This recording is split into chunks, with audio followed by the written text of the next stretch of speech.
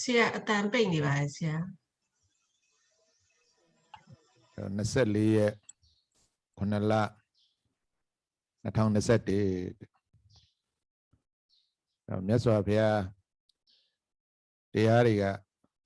မြတ်စွာဘုရား45ဝါပတ်လုံးဟောကြားခဲ့တယ်ပေါ့နော်မြတ်စွာဘုရားတရားတွေဘာအတွက်လဲဆိုတော့တတ္တဝါတွေအားလုံးရဲ့ပူပင်ရမှုဆိုရင်ရမှုငိုကြွေးရမှုဆင်းရဲခတ်သိမ်းတွေအားလုံးခြုံငိမ့်သွားဖို့ပါပဲတတ္တဝါတိုင်းဟာဆင်းရဲနဲ့တွေ့ကြုံနေရတဲ့အတွက်ချမ်းသာကိုလိုရှိကြပါတယ်အဲ့တော့မြတ်စွာဘုရားကစုံလပြည့်နေ့မှာဘုရားဖြစ်ပြီးတော့ဝါဆိုလပြည့်နေ့ဓမ္မစကြာတရားဟုဟောတဲ့အခါမှာတတ္တဝါအလုံးဆင်းရဲတယ်ဆိုရယ်ဒုက္ခသစ္စာကိုမွေးဖွားခြင်းမွေးအိုနာတရားဆင်းရဲတယ်တဲ့ခန္ဓာရလာရင်ဆိုတာမွေးဖွားလာရင်ဒီခန္ဓာရဲ့လမ်းကြောင်းအတိုင်းအိုတယ်နားတယ်သိတယ်ဆိုရယ်ဒီလမ်းကြောင်းကိုကျွန်တော်တို့ရင်ဆိုင်ရမှာဖြစ်ပါတယ်မွေးဖွားခြင်းရှိလာရင်သေဆုံးခြင်းဟာမလွဲမသွေရင်ဆိုင်ကြရမှာပါဒါခန္ဓာရဲ့သဘောပါပဲဒါကြောင့်မို့လို့ပရိစ္ဆေသမုပ္ပါဒ်မှာလဲဇာတိပစ္စယစရမရဏတဲ့အဲ့တော့အိုခြင်းနာခြင်းသေခြင်းတွေတတ္တဝါတိုင်းအလိုမရှိပါအဲ့တော့ဒီသေခြင်းတွေကိုတဘွားမှာတစ်ခါသေမယ်လို့အသိနဲ့လက်ခံထားပေမဲ့တကယ်ရင်ဆိုင်ကြားတဲ့အခါမှာအခက်ခဲတွေဆင်းရဲပင်ပန်းမှုတွေအများကြီးရှိကြရပါတယ်အဲ့ဒီတိုင်းပဲမြတ်စွာဘုရားဓမ္မစကြာမှာချစ်ခင်နဲ့သက်တော်သူတွေနဲ့ကိုယ်ကွင်းရတာဆင်းရဲတယ်တဲ့မချစ်မနဲ့တော်သူတွေနဲ့ပေါင်းဖော်ရတာဆင်းရဲတယ်ကိုယ်အလိုဆန္ဒတွေမပြည့်စုံတာလိုချင်တာမရတာဆင်းရဲတယ်ပေါ့နော်အဲ့တော့ခန္ဓာဆင်းရဲနဲ့ကိလေသာဆင်းရဲပေါ့ဆင်းရဲနှမျိုးရှိခဲ့တယ်ပေါ့နော်အဲ့တော့မှဒီဆင်းရဲတွေကဘယ်ပေါ်မှာအခြေခံခဲ့တာလဲဆိုတော့ပြင်စုပါဒနဲ့ခန္ဓာဒုက္ခတဲ့တန်ခိတ်တေနအချင်းချုပ်အားဖြင့်ဒီယုံနဲ့နှစ်ပါးခန္ဓာ၅ပါးဆိုတဲ့စွဲလန်းနိုင်တဲ့ဒီခန္ဓာ၅ပါးဒုက္ခသစ္စာပဲဆိုပြီးအရင်းမြစ်ကိုမြတ်စွာဘုရားဟောကြားခဲ့တာပေါ့နော်အဲ့တော့ဒီယုံနဲ့နှစ်ပါးခန္ဓာ၅ပါးပေါ်မှာကျွန်တော်တို့ကတွေ့တာမှုနှစ်သက်မှုငါလို့ယုံနဲ့နှစ်ပါးခန္ဓာ၅ပါးကိုလောဘနဲ့သိမ့်ပိုက်မှုဟာဒုက္ခတွေရဲ့အရင်းမြစ်ပဲတဲ့သမုဒိယသစ္စာဒုက္ခဖြစ်ကြောင်းအဲ့တော့ဒီဒုက္ခဖြစ်ကြောင်းနဲ့သမုဒိယသစ္စာဖြစ်တဲ့လောဘတဏှာဒီယုတ်တိနံနေပေါ်မှာငါလို့သိမ့်ပိုက်ပြီးတော့ကျန်တဲ့အပေါ်မှာလဲငါဥစ္စာငါမိဘငါသားသမီးငါဆွေငါမျိုးငါတငယ်ချင်းငါအပေါင်းအသင်းပေါ့နော်ဒီပေါ်မှာကျွန်တော်တို့လောဘနဲ့တွေ့တာတတ်မဲ့ခဲ့ကြတယ်တာယာခဲ့ကြတယ်ဒါတွေဆုံးရှုံးသွားတဲ့အခါမှာဝမ်းနဲ့ပူဆွေးကြတယ်ဒါကယုတ်တိနံနေပေါ်မှာလောဘတဏှာဆိုတဲ့ကိလေသာသိမ့်ပိုက်မှုပေါ့နော်ဒီအကြောင်းမို့ကျွန်တော်တို့ဝမ်းနဲ့ပူဆွေးကြေကွဲကြရတယ်စိတ်နှလုံးမချမ်းမြေ့ကြတောကပရိဒေဝဒုက္ခဒေါမနတဥပယာတဆိုတဲ့ဒါတွေဖြစ်ပေါ်လာကြတာပဲဒါမြတ်စွာဘုရားရဲ့ဓမ္မစကြာတရားဥမှာဒီသစ္စာ၄ပါးကိုမြတ်စွာဘုရားပထမဆုံးဆင်းရဲအစစ်မှန်ပါလဲဆိုတာဒီခန္ဓာရထားခြင်းပဲဒီခေါင်းကိုခြေလက်ဆိုရရုပ်ခန္ဓာအယုပုဂ္ဂိုလ်တ attva အနေနဲ့ကျွန်တော်တို့ကနှစ်သက်ခဲ့တယ်သိမ့်ပိုက်ခဲ့ကြတယ်ငါဥစ္စာအနေနဲ့အဲ့တော့ခေါင်းကိုခြေလက်ဆိုရရုပ်အစုပေါင်းပါပဲဓာတ်ကြီး၄ပါးအစုပေါင်းပထဝီဥဆောင်တဲ့အဆိုင်ခဲတစ်ခုဖြစ်အောင်ပထဝီဥဆောင်ထားတဲ့အစုပေါင်းတစ်ခုကိုကျွန်တော်တို့ကမမြင်နိုင်ခဲ့ဘူးစိတ်ထဲမှာမပေါ်လွင်ခဲ့ဘူးပုဂ္ဂိုလ်တ attva တူအနေနဲ့ပဲပေါ်လွင်ခဲ့ အဲ့တော့ပုဂ္ဂိုလ်တ attva တွေနဲ့ပေါ်လွင်ခဲ့တဲ့အတွက်ပုဂ္ဂိုလ်တ attva တွေဆုံးရှုံးသွားတယ်သေဆုံးသွားတယ်ဆိုရင်ကျွန်တော်ကဆုံးရှုံးသွားတယ်ခွဲခွာရတယ်ချစ်ခင်နေတဲ့တော်တွေနဲ့ဒီလိုခံစားကြတဲ့အတွက်ဝမ်းနဲ့ပူဆွေးငိုကြွေးကြရတာဖြစ်ပါတယ်အမှန်တော့ရုပ်ခန္ဓာကြီးကသူ့လမ်းကြောင်းအတိုင်းပဲသွားနေတာဖြစ်ပါတယ်ဒီရုပ်ကမွေးလာကြတဲ့အိုနာသေးဆိုတဲ့ဒီလမ်းကြောင်းပေါ်ကိုပဲကျွန်တော်တို့အမြဲတမ်းပြေးနေတာပါသူ့သဘောကဒါပေမဲ့ရုပ်ရဲ့သဘောအိုရာပုဂ္ဂိုလ်အိုရာမဟုတ်ဘူးရုပ်အိုရာနာရာပုဂ္ဂိုလ်နာရာမဟုတ်ဘူးဒီယုံ nant နေအိုရတယ်နာရတယ်နောက်ဆုံးသေရတာလေဒီယုံ nant နေရဲ့သူလမ်းကြောင်းအတိုင်းပဲသွားနေတာသူသဘောသူဆောင်သူလမ်းကြောင်းသူရှောက်နေတာကိုကျွန်တော်တို့ကနေပြီးတော့သွားတွေ့တာတဲ့အတွက်သူသဘောသူအိုနာသေးသဘောကိုကျွန်တော်တို့ကငါအိုတယ်ငါနာတယ်ငါမိဘတွေငါဆွေမျိုးတွေငါသားသမီးတွေကိုယ်အပေါင်းအသင်းတွေအိုတယ်နာတယ်သေတယ်ဆိုပြီးတော့ဒီပေါ်မှာခွဲခွာရမှုဆုံးရှုံးရမှုတွေနဲ့ဝမ်းနဲ့ပူဆွေးကြ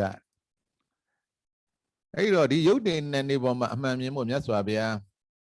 45ဝါပတ်လုံးဟောကြားခဲ့တယ်အဲ့တော့ဒီခန္ဓာရနေသည်မြတ်မြတ်စွာဘုရား31ပုံမှာ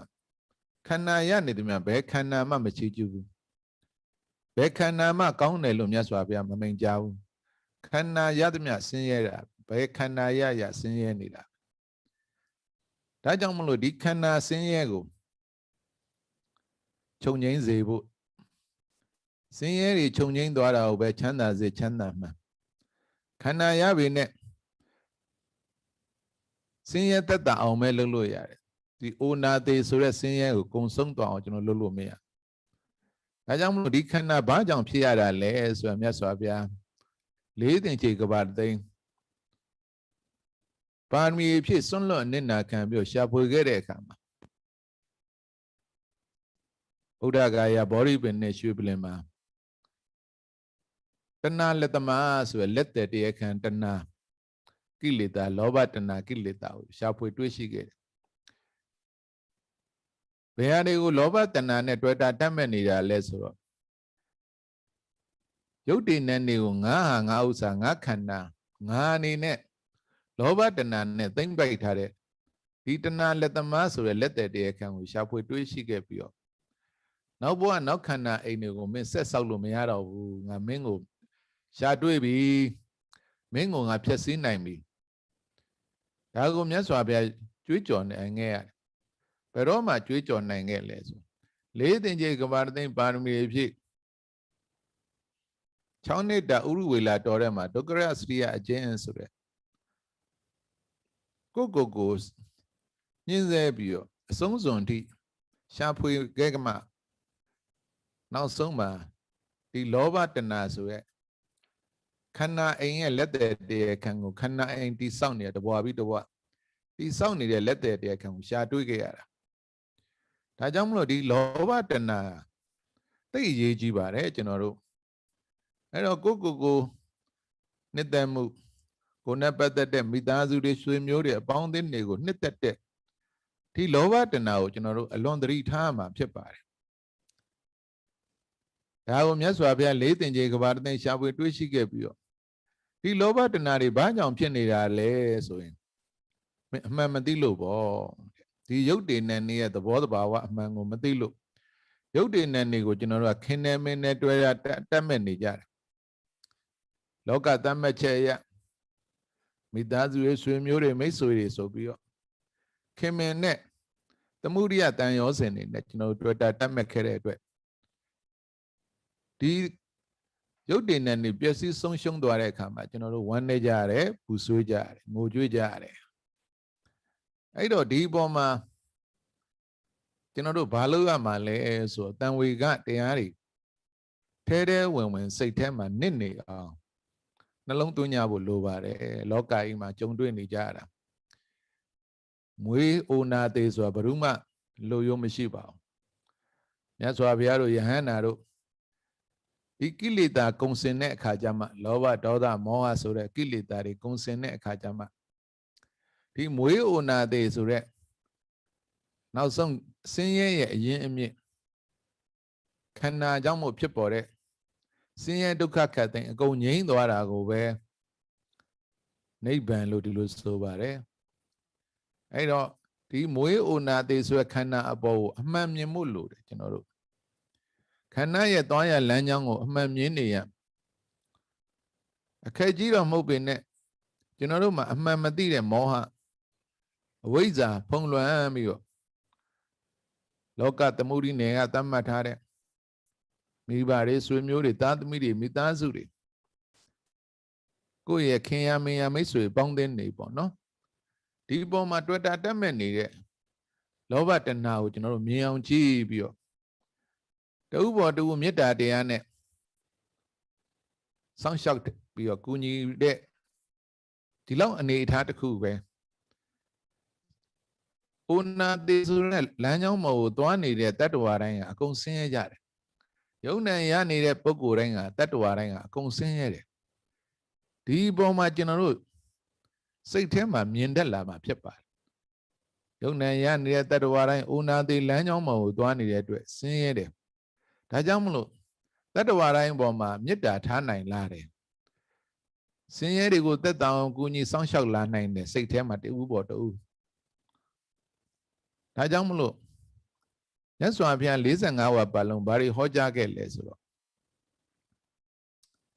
ဒီယုတ်တိနဲ့ဒီပေါ်မှာတွေ့တာတက်မဲ့တဲ့လောဘတဏှာကိုပယ်ဖို့ပဲလောဘတဏှာဆိုတာအကုသိုလ်ဒီအကုသိုလ်လောဘတဏှာကိုစွန့်လိုက်လို့ရှင်ကုသိုလ်ဖြစ်တယ်အဲ့တော့အကုသိုလ်ကိုကုသိုလ်နဲ့ပယ်ဖို့ဆိုပြီးတော့45ဝါမြတ်စွာဘုရားဟောကြားခဲ့တယ်အဲ့တော့အကုသိုလ်ကိုကုသိုလ်နဲ့ပယ်ဖို့ဆိုတာဒီလောက်ထိကျွန်တော်တို့သွားကြရမှာလောဘဆိုတာလဲဒီယုတ်တိနဲ့နေခန္ဓာတွေအပေါ်မှာကျွန်တော်တို့တက်မဲ့နှစ်သက်နေတဲ့လောဘတွေမြင်အောင်ကြည့်ကြမှာဖြစ်ပါတယ်ဒီလောဘတဏှာတွေကအကုသိုလ်တွေပါကျွန်တော်တို့ကိုဒုက္ခဆင်းရဲတွေပေးနေမှာပါအဲ့တော့ဒီလောဘတဏှာတွေကိုကျွန်တော်ကစွန့်နိုင်ကြမှာပဲတိမ်ပိုက်ခြင်းတဲ့သဘောတွေကိုစွန့်နိုင်ကြမှာတဥဘောတူမေတ္တာထားချစ်ခင်နဲ့ကူညီစောင့်ရှောက်ပေးရမှာဒါလူသားတိုင်းရဲ့တာဝန်ပါအဲ့တော့ဒီယုံ nant ရတဲ့ပုဂ္ဂိုလ်တိုင်းကဆင်းရဲတယ်ဆိုတဲ့ဒီအမြင်တစ်ခုကိုယ်ထဲမှာရောက်လာတဲ့အခါကျမှတတ္တဝါတိုင်းအပေါ်မှာမေတ္တာထားနိုင်တာဂိတာထားနိုင်တာမုဒိတာတွေထားနိုင်လာသလိုဥပက္ခလည်းထားနိုင်လာပါတယ်ဒီယုံ nant လို့အတိတစ်ခုဟာယုံ nant နေရတဲ့ပုဂ္ဂိုလ်တိုင်းကဆင်းရဲတယ်ဆိုတဲ့အတိတစ်ခုဟာဆင်းရဲအတိတစ်ခုတည်းတင်ဖြစ်တာမဟုတ်ပါဘူးဒီဟာကိုထောက်မိပြီးတော့ကိုယ်စိတ်ထဲမှာမေတ္တာဓာတ်တွေကင်းအောင်လာတယ်ဂရုဏာဓာတ်တွေကင်းအောင်လာတယ်မုဒိတာဓာတ်တွေကင်းအောင်လာတယ်ဥပက္ခဓာတ်တွေကင်းအောင်လာတာပါဒီဆင်းရဲဆိုတဲ့တတ္တဝါအလုံးကဆင်းရဲတယ်ဆိုတဲ့အတိတစ်ခုဟာကျွန်တော်တို့ရဲ့စိတ်တွေကိုအများကြီးပြောင်းလဲသွားစေပါတယ်ဒါကြောင့်မလို့မြတ်စွာဘုရားရဲ့ဓမ္မစကြာမှာဒုက္ခသစ္စာဆိုပြီးတော့ခန္ဓာဆင်းရဲနဲ့ကိလေသာဆင်းရဲတွေကိုဟောကြားခဲ့ပူပန်ရတယ်ငိုကြွေးရတယ်ဒါဒီဘာကြောင့်ဖြစ်တာလဲဆိုတော့ဒီယုံ nant တွေပေါ်မှာကျွန်တော်လိုချင်တက်မဲ့တဲ့တွေ့တာတက်မဲ့တဲ့လောဘတဏှာတွေကြောင့်ဖြစ်တယ်ဆိုပြီးတော့ဒုက္ခဖြစ်ကြောင်းမကောင်းတဏှာလောဘမှာ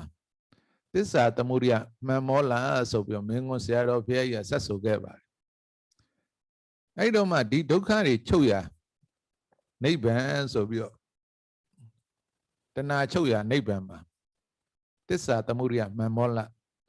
လောဘတဏှာကိလေသာတွေခြုံငိမ့်သွားခြင်းဟာဆင်းရဲခတ်သိမ်းခြုံငိမ့်ခြင်းပဲဒါကိုပဲနိဗ္ဗာန်လို့ဆိုပါတယ်ဆင်းရဲတွေခြုံငိမ့်သွားတာကိုပဲဒါကိုဘာနဲ့ကျင့်ရမလဲဆိုသတိပဋ္ဌာန်ဆိုတဲ့သတိဥဆောင်တဲ့မဂ်ကင်၈ပါးနဲ့ပြည့်စုံအောင်ဖြည့်ဆည်းကြရတာဖြစ်ပါတယ်ဒါကြောင့်မလို့ဒီမြတ်စွာဘုရားရဲ့တရားတွေကိုနာကြားရခြင်းဟာဒုက္ခခတ်သိမ်းအပေါင်းကနေခြုံငိမ့်မယ်တကယ်နိဗ္ဗာန်ဆိုရဲ့ဆင်းရဲခတ်သိမ်းကုန်ကနိဗ္ဗာန်ကိုမျက်မှောက်ပြုကြမှာဖြစ်ပါတယ်ဒါကြောင့်မလို့ဒီနေ့မြတ်စွာဘုရားရဲ့တရားတွေကိုနာကြားတဲ့ကုသိုလ်ကံစေနာတို့ကြောင့်ဒီဘဝမှာပဲမဲ့ဉဏ်ဖုန်ဉဏ်နဲ့နိဗ္ဗာန်ကိုလင်းမြန်စောသွားမျက်မှောက်ပြုနိုင်ပါသေးလို့ဆုတောင်းရင်းနဲ့ဒီကုန်းချုပ်ပါတယ်